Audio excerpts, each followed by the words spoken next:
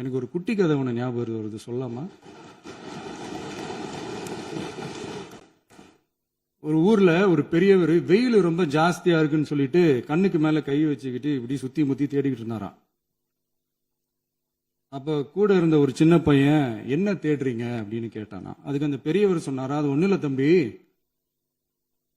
உங்க அப்பா இங்கதான் இருப்பாருன்னு சொன்னாங்க, அதான் தேடிக்கிட்டு இருக்கேன். எங்க உங்க அப்பாவையா காணோம்?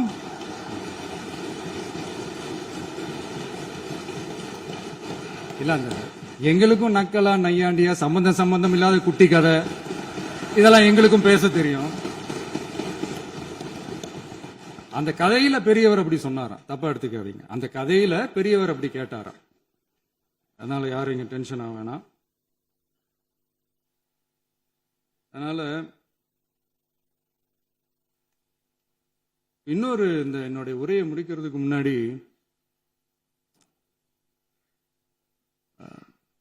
போயிட்டாங்க, பேசலாமா? நிறைய உங்க கருத்துக்களை நீங்க முழுமையாக மன நிறைவோடு பேசலாம். டிவியில் சரி,